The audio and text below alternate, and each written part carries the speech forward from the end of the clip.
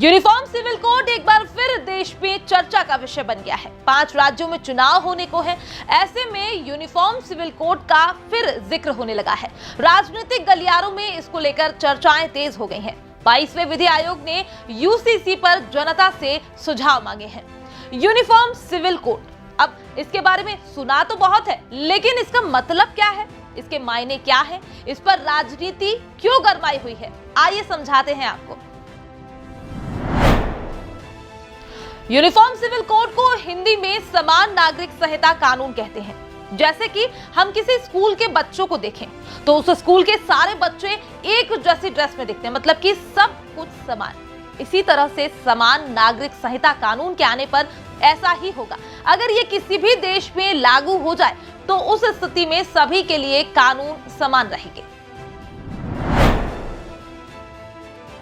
देश में समान नागरिक संहिता कानून लागू करेगी बीजेपी। बदलेगा बहु विवाह कानून। पिता की संपत्ति में भी होगा बेटियों का हक। लिव इन रिलेशनशिप को मिलेगी कानूनी मान्यता। बेटियों का भविष्य होगा सुरक्षित। बेटियों के लिए यूसीसी बनेगा कवच। सभी धर्म के लोगों के लिए होगा एक कानून। हलाला को भी लेकर बनेगा कानून। घर के जीवन से मिलेगी आजादी। विधवा विवाह को मिलेगी कानूनी मान्यता। कृपाण रखने पर तय होंगे नियम। अनेकता में एकता हमारे भारत देश की पहचान है। हमारे देश में अनेकों धर्म के लोग रहते हैं और उनके अनेक धार्मिक परंपराएं और कानून हैं। जैसे हिंदू समुदाय के लिए कुछ महत्वपूर्ण कानून हैं जो वर्तमान में हैं और जिन्हें यूनिफॉर्म सिविल कोड आने के बाद बदला जा सकता है। कुछ महत्वपूर्ण कानून है हिंदू विवाह अधिनियम 1955। इस अधिनियम के अनुसार हिंदू समुदाय के लोगों के लिए शादी से संबंधित मुद्दों पर विस्तृत व्यवस्था है। इसमें शादी, तलाक, दहेज, विवाहिता की संपत्ति, बहुविवाह प्रथा, विधवा विवाह प्रथा, सती प्रथा, पिता की संपत्ति में बेटी का हिस्सा, उत्तराधिकारी कानून और ऐसे कई अन्य विषय शामिल हैं। हिंदू संधि विचार अधिनियम 1956। इस अधिनियम के तहत हिंदू समुदाय के लोगों के लिए संपत्ति के विभिन्न प्रकारों के विभाजन पर विस्तृत व्यवस्था है। यूनिफॉर्म सिविल कोड आने के बाद हिंदू समुदाय के लोगों को इन सभी कानूनों को संशोधित करने की आवश्यकता हो सकती है। ये संशोधन उन्हें एक जैसी व्यवस्था प्रदान करने के लिए किया जाएगा। ठीक ऐसे ही वर्तमान में Muslim personal law 1937, Muslim women protection of rights on divorce act 1986, Muslim women protection of rights on marriage act 2019 जैसे कुछ विशेष कानून हैं जो सिर्फ मुस्लिम समुदाय के लिए बनाए गए हैं। इन कानून में मुस्लिम समुदाय के लोगों के लिए शादी, तलाक, वक्फ, 3 तलाक, एक से ज्यादा निकाह और दूसरे मसले जैसे मामलों पर अलग अलग व्यवस्थाएं होती हैं। यूनिफॉर्म सिविल कोड आने के बाद मुस्लिम समुदाय को कुछ नुकसान हो सकते हैं। कुछ लोगों का मानना है कि यूनिफॉर्म सिविल कोड के आने के बाद मुस्लिम पर्सनल लॉ के अनुसार शादी, तलाक और दूसरे मसले पर अलग अलग व्यवस्थाएं खत्म हो जाएंगी। इससे मुस्लिम समुदाय को उनकी पारंपरिक रीति रिवाजों में ज्यादा आजादी नहीं मिलेगी। इसके अलावा कुछ लोगों को डर है कि यूनिफॉर्म सिविल कोड आने के बाद मुस्लिम समुदाय के लोगों को उसके धर्म और परंपराओं से दूर किया जाएगा, लेकिन ये सभी लोगों का अपना अपना मानना है और इस बारे में अभी तक कुछ ठोस निष्कर्ष नहीं निकाला जा सका है।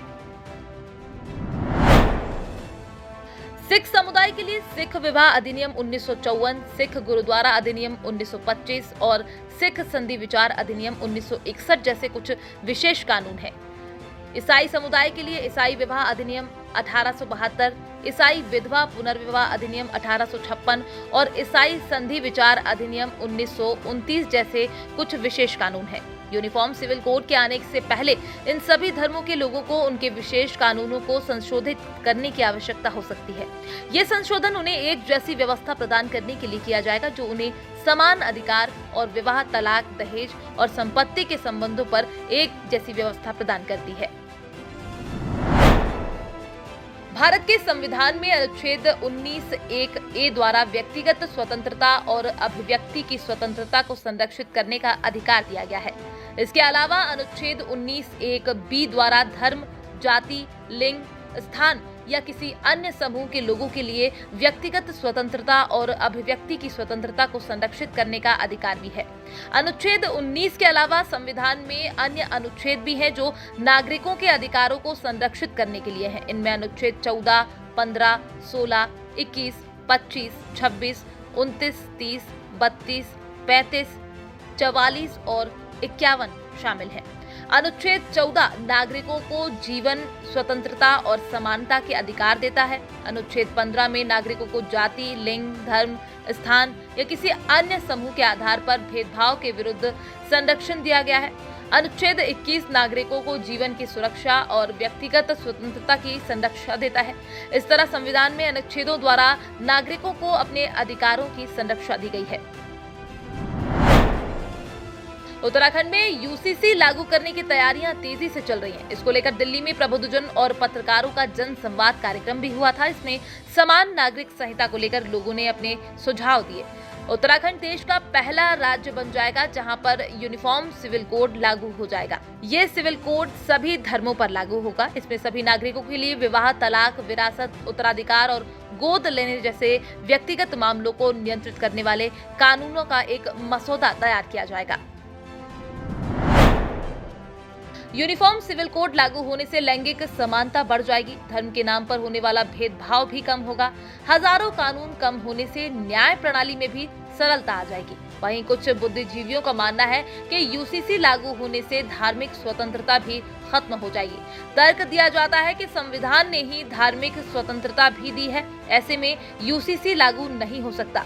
यूनिफॉर्म सिविल कोड का इतिहास आजाद भारत से भी पहले का है। ये बात 1835 की है, जब अंग्रेजों ने ही माना था कि भारत को यूनिफॉर्म सिविल कोड की जरूरत है। उसने तब एक रिपोर्ट दी थी। इसमें कहा गया कि जुर्म, सबूत, कॉन्ट्रैक्ट जैसे मामलों में समान कानून रहना चाहिए, लेकिन हिंदू और मुस्लिम के जो पर्सनल लॉ हैं उन्हें न छेड़ा जाए। जानकार मानते हैं कि अंग्रेजों को हमेशा से ही भारत को बांटने में मजा आता था। इसी वजह से तब पर्सनल लॉ एकदम अलग रखे गए और यूनिफॉर्म सिविल कोड वाली रिपोर्ट भी ठंडे बस्ते में चली गई। बीजेपी पिछले कई सालों से अपने घोषणा पत्र में यूनिफॉर्म सिविल कोड के वादे को शामिल कर रही है। उत्तराखंड, गुजरात जैसे राज्यों में तो इसे लेकर रूपरेखा बनाने का काम भी शुरू हो चुका है। यहाँ ये समझना बेहद जरूरी है कि बीजेपी की सियासत में यूसीसी पूरी तरह फिट बैठता है। इसका एक कारण तो ये है कि इस तरह से पार्टी काफी आसानी से हिंदुओं का ध्रुवीकरण कर सकती है। इसके अलावा पार्टी ने जिस तरह से मुस्लिम महिलाओं के लिए ट्रिपल तलाक का विरोध किया है, यूसीसी के आने के बाद एक नया वोट बैंक तैयार हो सकता है। आपको हमारी ये जानकारी कैसी लगी कमेंट करके जरूर बताएं और अगर पसंद आया हो तो लाइक का बटन जरूर दबाएं।